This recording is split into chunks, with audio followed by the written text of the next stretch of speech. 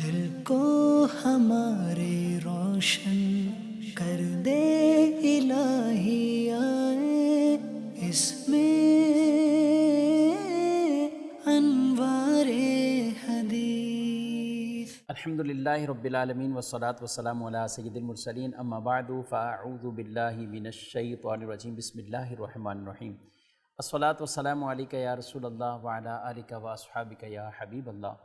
الصلاة والسلام علیکہ یا نبی اللہ وعلی آلکہ واصحابکہ یا نور اللہ۔ محترم ناظرین کرام، پروگرام انوار حدیث میں آپ کو خوش آمدید کہتے ہیں۔ اللہ پاک حدیث پاک کا نور ہم سب کو عطا فرمائے اور حدیث طیبہ یاد کرنے کی توفیق عطا فرمائے، جو یاد ہو ہمیں درست طریقے سے آگے پہنچانے کی توفیق عطا فرمائے۔ پیارے رسول صلی اللہ علیہ وسلم کی ذات اقدس پر درود و سلام کے حوالے سے ایک روایت میں حضرت سیدنا کعب رضی اللہ تعالیٰ عنہ وہ ام المومنین عائشہ صدیقہ رضی اللہ تعالیٰ عنہا کی بارگاہ میں حاضر ہوئے، تو لوگوں نے رسول مکرم نور مجسم صلی اللہ علیہ وآلہ وسلم کا تذکرہ کیا، تو سیدنا کعب رضی اللہ تعالیٰ عنہ انہوں نے فرمایا کہ ہر دن 70,000 فرشتے وہ اترتے ہیں جو رسول پاک صلی اللہ علیہ وسلم کی قبر مبارک کو گھیر لیتے ہیں اور اپنے پر بچھا دیتے ہیں اور نبی کریم صلی اللہ علیہ وسلم پر درود پڑھتے رہتے ہیں حتیٰ کہ شام ہو جاتی ہے۔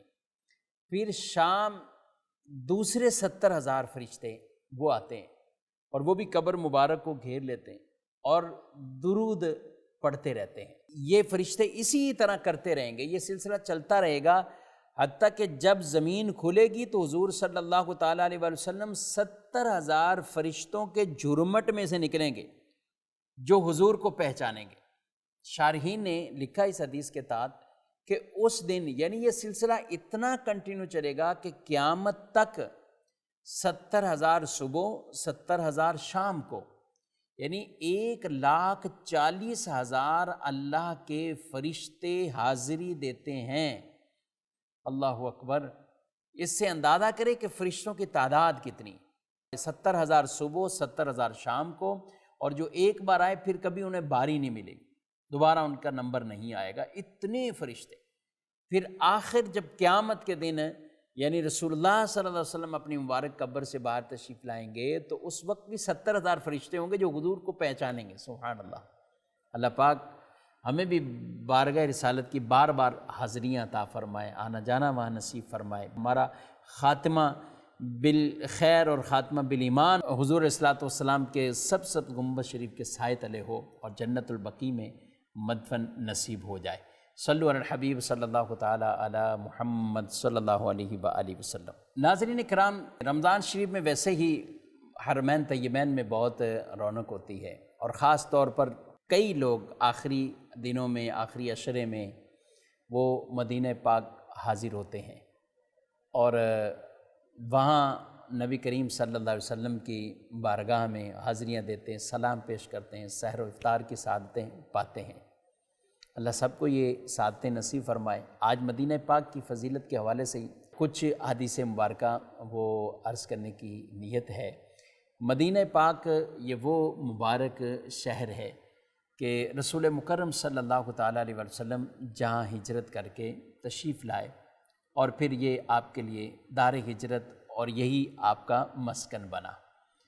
آپ صلی اللہ تعالیٰ علیہ وآلہ وسلم جب مکہ پاک سے ہجرت کے لیے نکلے تو اپنے اللہ کی بارگاہ میں ایک دعا کیا، اللہ کہ یہ اگر یہاں کے لوگ مجھے نہ نکالتے تو میں نہ جاتا۔ میرے نزدیک یہ محبوب ترین شہر مکہ مکرمہ، حضور خود مکے سے بڑی پیار کرتے ہو، حرم اللہ کا گھر ہے، اور اللہ پاک مکے شہر کے حوالے سے فرماتا ہے لا اقسم بہذا البلد وانت حل بہذا البلد۔ ہم اس شہر کی قسم اس لیے ذکر نہیں کرتے، وانت حل بہذا البلد اس لیے ذکر کرتے ہیں کہ آپ اس شہر میں چلتے ہیں، آپ اس شہر میں رہتے ہیں۔ مکہ تو پورا ہی برکتوں اور رحمتوں والا ہے، وہاں اللہ کا حرم ہے، کعبہ ہے، مقام ابراہیم ہے، حجر اسود ہے، صفا مروہ ہے، رکن یمانی، اور یہ ساری چیزیں وہاں مکے میں موجود ہے، لیکن قسم اللہ ذکر فرماتا ہے اس لیے کہ میرے محبوب مکے کے اندر چلتے ہیں۔ تو یوں یعنی مکے کی شان اپنی جگہ، لیکن مکے کی شان کیوں اللہ نے اتنی بلند فرمائی؟ کیونکہ محبوب وہاں مبعوث ہوئے ہیں، سبحان اللہ۔ اب یہ حضور وہاں سے ہجرت کر کے جب نکلے تو دعا مانگی اللہ کی بارگاہ میں کہ یا اللہ یہ مجھے پسند تھا، اب جو شہر تجھے پسند ہے مجھے اس طرف بھیج، جو شہر تجھے پسند ہے مجھے اس طرف بھیج۔ تو اللہ پاک نے انہیں مدینہ منورہ کی طرف بھیجا۔ مدینہ منورہ جب حضور تشریف لائے تو اب یہاں پر نبی کریم صلی اللہ علیہ وسلم کو پھر مدینے سے اتنا پیار ہو گیا کہ پھر ساری زندگی آپ نے بقیہ مدینہ پاک میں گزاری، کہیں سفر کے لیے جاتے، اسی طرح آپ حج کے لیے بھی گئے تو یہ سفر ہوتا پھر واپسی آ جاتے، یعنی بقیہ آپ نے اپنی پوری زندگی اپنا مسکن اسی کو بنایا۔ سفر میں بھی ہوتے تو مدینے سے جب قریب ہو رہے ہوتے تو آپ تیزی کرتے، اس طرف جاتے، یہ آپ کی مدینے سے محبت ہے۔ مدینے کی ذرات کو، مٹی کو بھی آپ صلی اللہ علیہ وسلم نے برکتوں اور رحمتوں والا بنا دیا۔ یہاں کے پھلوں کے لیے آپ صلی اللہ علیہ وسلم نے دعائیں مانگی ہیں، کچھ حدیثیں میں انشاءاللہ آج عرض کروں گا۔ حضرت ابو ہریرہ رضی اللہ تعالی عنہ بیان کرتے ہیں، کہتے ہیں کہ رسول اللہ صلی اللہ علیہ وآلہ وسلم کے زمانے میں اس وقت لوگ جب پھل اترتا اور پہلا پھل ہوتا تو وہ کیا کرتے، جاؤ بہ الی النبی صلی اللہ علیہ وسلم، اس پھل کو حضور علیہ السلام کے پاس لاتے۔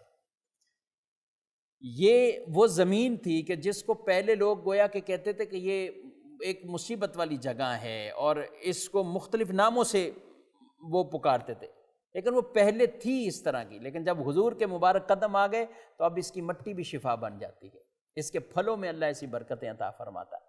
تو جب پھل حضور علیہ السلام کے پاس لائے، فَإِذَا أَخَذَهُ رسول اللہ، جب حضور اس پھل کو پکڑتے لیتے تو پھر ایک دعا مانگتے، اور کیا دعا مانگتے؟ اللہم بارک لنا فی ثمرنا، اے اللہ ہمارے پھلوں میں برکت عطا فرما، وبارک لنا فی مدینتنا، اے اللہ ہمارے مدینے میں برکت عطا فرما، ہمارے شہر مدینے میں برکت عطا فرما، وبارک لنا فی ساعنا، اور ہمارے سا کے اندر برکت عطا فرما، یعنی ہمارے لیے سا پیمانہ تھا جس سے ناپتے تھے چیزوں کو، تو اس برتن کے لیے فرمایا ہمارے لیے وہ بھی برکت ہو جائے، وبارک لنا فی مدنا، اور جو مد یہ بھی ایک پیمانہ ہے اس میں بھی ہمارے لیے برکت عطا فرما۔ آگے کتنے پیارے انداز سے حضور علیہ السلام دعا مانگ رہے ہیں، اللہ اکبر۔ فرمایا اللہم ان ابراہیم عبدک وخلیلک ونبیک، اے اللہ بے شک ابراہیم علیہ السلام تیرے خلیل، تیرے نبی، تیرے بندے، وَإِنِّي عَبْدُكَ وَنَبِيُّكَ، میں بھی تیرا بندہ ہوں اور تیرا نبی ہوں۔ آگے فرماتے ہیں وَإِنَّهُ دَعَاكَ لِمَكَّةَ، ابراہیم علیہ السلام نے دعا کی مکے کے لیے، مکے کے پھلوں کے لیے دعا کی ابراہیم علیہ السلام نے، مکے کے اندر رسول کی بعثت کے لیے دعا ابراہیم علیہ السلام نے کی، کہا مکے کی برکت کے لیے، خیر و برکت کے لیے، سب وہ دعائیں حضرت ابراہیم علیہ السلام نے کی۔ اور حضور کہتے ہیں وَإِنِّي أَدْعُوكَ لِمَدِينَتِ، اور میں تجھ سے اللہ دعا مانگتا ہوں مدینے کے لیے، اور کیسی دعا مانگتا ہوں؟ بِمِثْلِ مَا دَعَاكَ بِهِ لِمَكَّةَ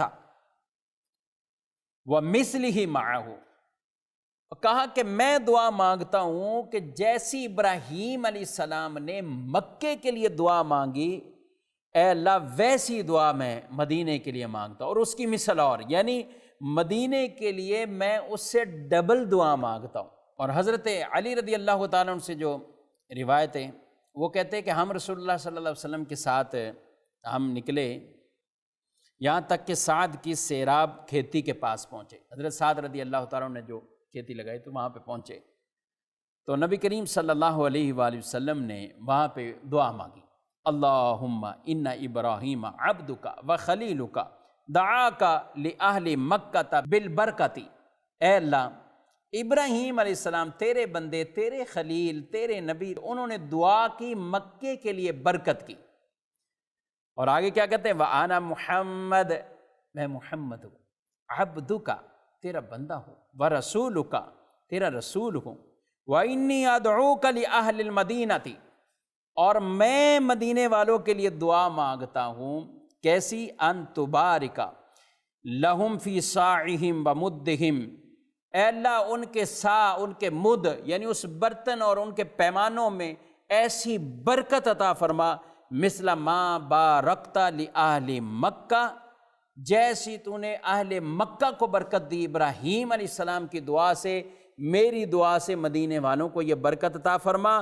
وَاجْعَلْ مَعَ الْبَرْكَةِ بَرْكَتَيْن، اور اس برکت کے ساتھ یعنی 2 برکتیں عطا فرما، جتنی ابراہیم علیہ السلام کے کہنے پر مکے والوں کو برکت دی ہے، یا اللہ اس سے ڈبل برکت مدینے والوں کو عطا فرما۔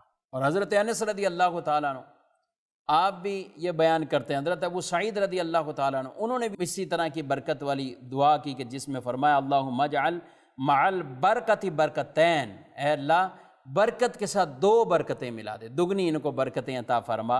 حضرت انس بیان کرتے ہیں حضور اسلام نے دعا مانگی اللہم اجعل بالمدینۃ ضعفی ما جعلت بمکۃ من البرکۃ، اے اللہ جو مکے والوں کو برکت دی اس سے دگنی برکتیں مدینے والوں کو عطا فرما۔ سبحان اللہ، نبی پاک صلی اللہ علیہ وسلم کو ان اصحاب سے، اس شہر مدینہ سے کتنا پیار، اور یہاں کے رہنے والوں سے کتنا پیار۔ آپ صلی اللہ علیہ وسلم ان کے لیے رزق میں برکت کی، ان کے پھلوں میں برکت کی، ان کی فصلوں میں برکت کی، ان کی کھیتیوں میں برکت کی۔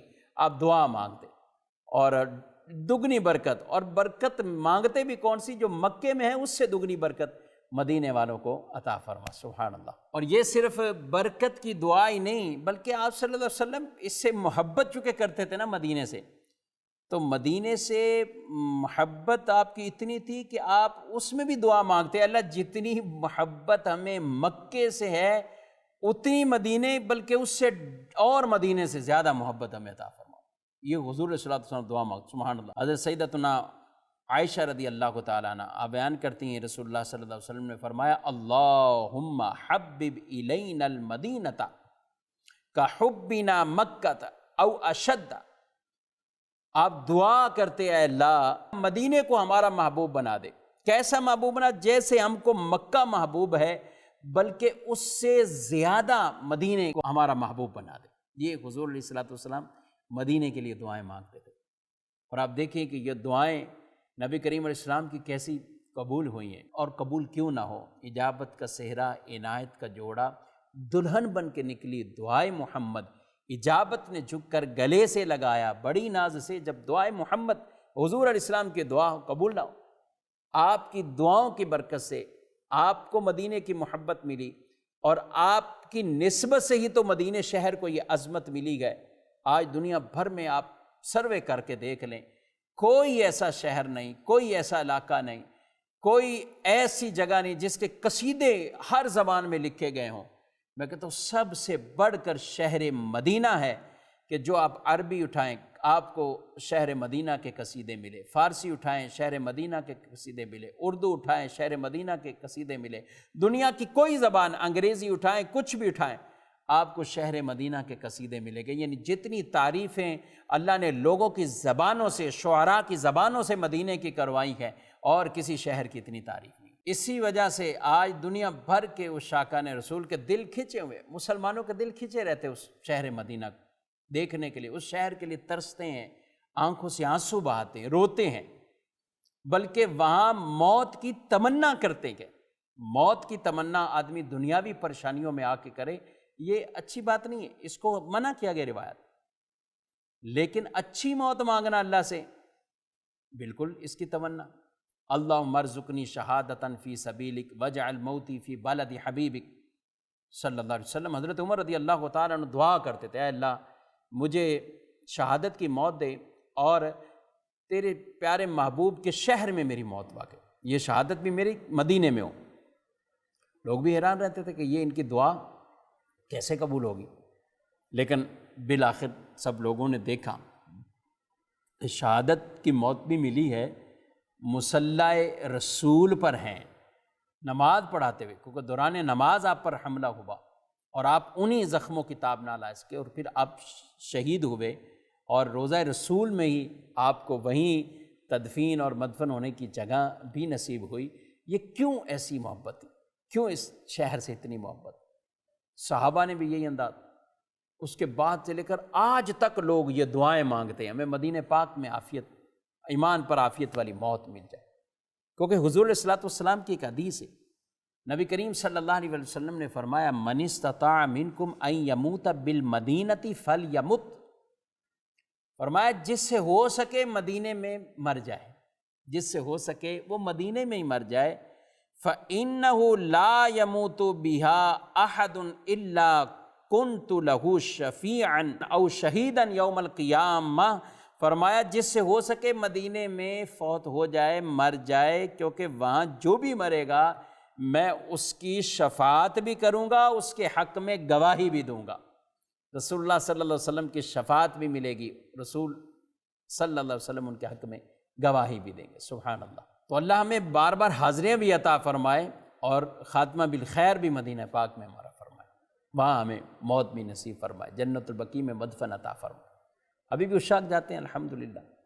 اور حاضری، جی ہاں، مدینے کے جو فضائل و برکات ہیں یاد رکھیں، یہ نہیں کہ یہ واقعات یا روایات صرف اس وقت کے حوالے سے تھی، نہیں، ابھی بھی، کیونکہ حدیث رسول صلی اللہ علیہ وسلم میں خود نبی کریم صلی اللہ علیہ وسلم نے فرمایا من زارنی بعد موتی، جو میرے وصال کے بعد بھی دیکھے گا، یعنی مزار شریف کو دیکھے گا، کہ من زارنی فی حیاتی، وہ ایسا ہی ہے جیسے اس نے مجھے میری زندگی میں دیکھ لیا۔ اور پھر ارشاد فرمایا ومن مات بأحد الحرمین بعث من الآمنین، اور جو حرمین میں سے کسی جگہ بھی انتقال کر جاتا ہے اللہ اسے امن والوں میں اٹھائے گا۔ سبحان اللہ۔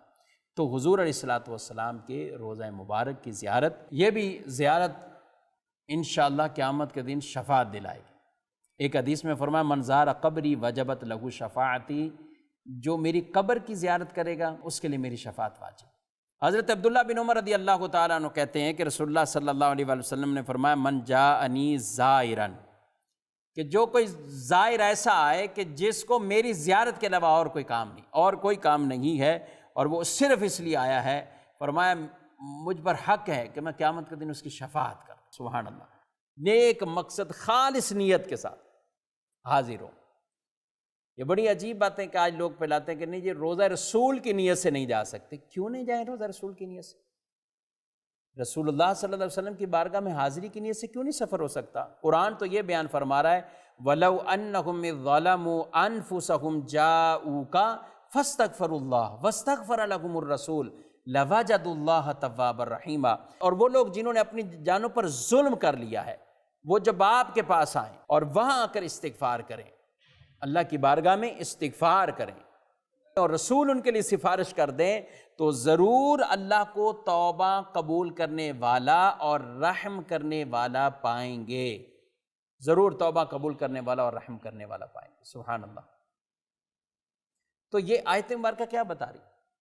اس کا صرف یہ مقصد اور یہ مطلب نہیں کہ جو حضور علیہ السلام کی زندگی میں ہی آیا، نہیں، بلکہ رسول مکرم صلی اللہ تعالیٰ علیہ وسلم کی حیات طیبہ کے بعد جو آپ صلی اللہ علیہ وسلم کے مزار پر بھی حاضر ہوتا ہے، شفاعت بھی ملے گی اور یہ بشارت بھی اس کے لیے۔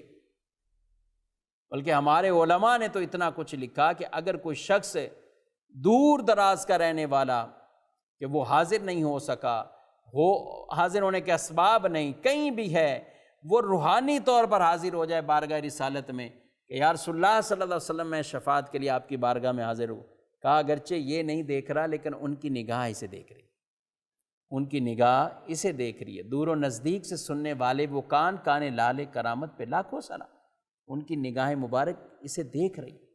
جب ان کی نگاہ انہیں دیکھ رہی ہے، اس امتی کو دیکھ رہی، تو وہ ضرور اس پر کرم فرمائے۔ اور صحابہ کا دور ہے، تو یہ آیت مبارکہ اس کتاب تفسیر مدارک میں اور دیگر اور کتابوں میں یہ روایت موجود ہے کہ ایک اعرابی شخص گاؤں دیہات سے جو آنے والا، وہ آیا اور رسول اللہ صلی اللہ علیہ وسلم دنیا سے ظاہری پردہ فرما گئے، اس نے مٹی اٹھا کے اپنے سر پہ ڈالی، یا رسول اللہ صلی اللہ علیہ وسلم میں اپنی جان پر ظلم کر بیٹھا، اور میں آپ پر جو قرآن نازل ہوا آپ نے پڑھایا، ہم نے پڑھا، اس میں یہ ہے وَلَوْ أَنَّهُمْ إِذْ ظَلَمُوا أَنفُسَهُمْ جَاءُوكَ فَاسْتَغْفَرُوا اللَّهَ وَاسْتَغْفَرَ لَهُمُ الرَّسُولُ لَوَجَدُوا اللَّهَ تَوَّابًا رَحِيمًا۔ اگر لوگ اپنی جانوں پر ظلم کر بیٹھے اور آپ کے پاس آ جائیں اور استغفار کریں، معافی مانگیں اور آپ ان کے لیے سفارش کر دیں، تو اللہ ان کی توبہ قبول کرے گا، رحم فرمائے گا۔ تو یہ پکارتا جا رہا ہے، پکارتا جا رہا ہے، یہاں تک کہ قبر انور سے آواز آتی ہے کہ اعرابی جا، اللہ نے تیری مغفرت فرما دی، اللہ نے تیری بخشش فرما دی۔ تو ہمارا تو یہ عقیدہ ایمان کہ اس نظریے اور اس انداز سے بارگاہ رسالت میں جائیں اور وہ ضرور حضور علیہ الصلوۃ والسلام وہ کرم فرمائیں گے۔ اعلیٰ حضرت امام اہل سنت تو فرماتے ہیں نا، مجرم بلائے آئے ہیں جاؤ کا ہے گواہ، پھر رد ہو کب یہ شان کریموں کے در کی ہے۔ قرآن جب جاؤ کا کہہ رہا ہے تو پھر یہ رد ہو، یہ کیسے ہو سکتا ہے؟ منگتا کا ہاتھ اٹھتے ہی داتا کی دین تھی، دوری قبول و عرض میں بس ہاتھ بھر کی ہے۔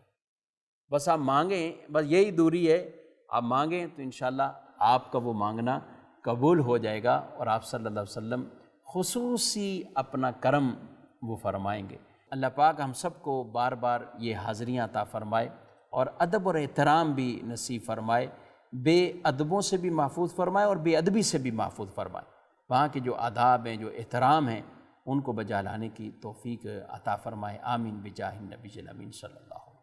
دل کو ہمارے روشن کر دے الہی، آئے اس میں